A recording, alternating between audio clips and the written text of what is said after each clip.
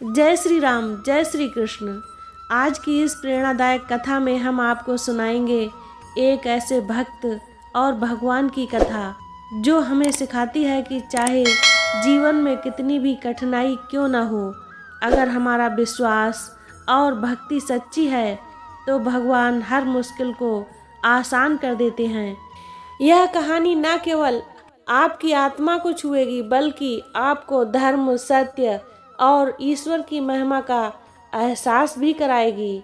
बहुत समय पहले एक छोटा सा गांव था जहां एक साधारण लेकिन बहुत भक्तिमान युवक गोपाल रहता था। गोपाल दिन रात ईश्वर की भक्ति में लीन रहता। उसका मानना था कि भगवान हर जगह हैं और अपने भक्तों की रक्षा करते हैं। गांव के लोग उसकी भक्ति देखकर अक्सर उसका मजाक उड़ाते और कहते, अरे क्या भगवान तुम्हारे लिए कुछ कर सकते हैं? क्या वे तुम्हारे दुख को दूर कर सकते हैं? गोपाल हमेशा मुस्कुराकर जवाब देता, भगवान की माया को समझना आसान नहीं है, लेकिन मुझे पता है कि वे मेरे साथ हैं और हर संकट से मुझे बचाएंगे। एक बार उस गांव में भारी अकाल पड़ा। लोगों के पास खाने पीने की कोई चीज़ नहीं बची। गोपाल के पास भी खाने के लिए कुछ नहीं था। उसने गांव के मंदिर में जाकर भगवान से प्रार्थना की, हे प्रभु, मैं आप पर पूरा विश्वास करता हूँ, कृपया मेरी सहायता करें। उस रात भगवान ने एक किसान के रूप में गोपाल के घर दस्तक दी। किसान ने कहा, गोपाल, मैं तुम्हारे लिए भोजन लेकर आया हूँ। गोपाल बहुत खुश हुआ और भगवान का धन्यवाद करते हुए खाना खा लिया। कुछ दिनों बाद जब गांव में चोरों ने गोपाल के घर पर हमला किया तो अचानक वहां एक तेज रोशनी चमकी और चोर भाग खड़े हुए। गोपाल ने भगवान की ओर हाथ जोड़ते हुए कहा, प्रभु, मुझे पता था कि आप मेरी रक्षा करेंगे। लेकिन गोपाल के विश्वास की परीक्षा अभी बाकी थी। एक दिन गांव के मुखिया ने गोपाल को बुलाकर कहा, तुम हमेशा भगवान के नाम का जाप करते हो। अगर तुम्हारे भगवान इतने शक्तिशाली हैं तो उन्हें बुलाओ और हमारी समस्याएं हल करवाओ। गोपाल ने शांत स्वर में उत्तर दिया, भगवान को बुलाने की आवश्यकता नहीं है, वे हर जगह हैं। यह सुनकर मुखिया हंसने लगा और गोपाल का अपमान किया।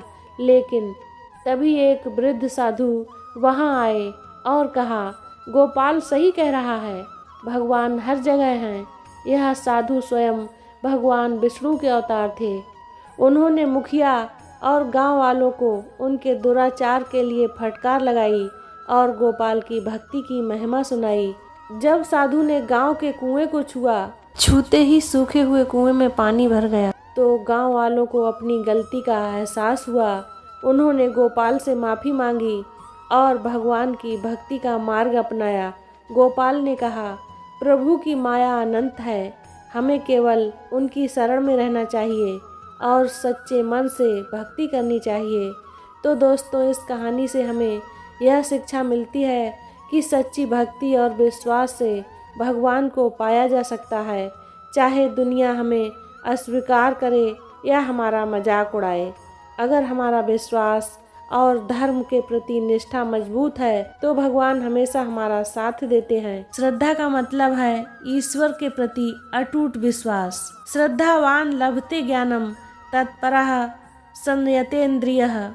जो व्यक्ति श्रद्धा से पूर्ण और इंद्रियों को संयम में रखता है वही सच्चे ज्ञान को प्राप्त कर सकता है। अब आइए जानते हैं भक्ति कैसी होती है और इसे कैसे करना चाहिए। ईश्वर की प्रेम पूर्वक आराधना। राम नाम मणि दीप धरु, जीह देहरी द्वार, तुलसी भीतर बाहे रहू, जो चाहसी उजियार। अपने मन और वाणी में राम के नाम को धारण करो, जिससे जीवन के अंदर और बाहर दोनों तरफ उजाला होगा। अब आइए जानते हैं धर्म के प्रति सही और नैतिक कार्य क्या होते हैं। धर्मो रक्षति रक्षतः। जो धर्म की रक्षा करता है धर्म उसकी रक्षा करता है। माया क्या होती है? ईश्वर की शक्ति जो उनके कार्यों को अद्भुत बनाती है।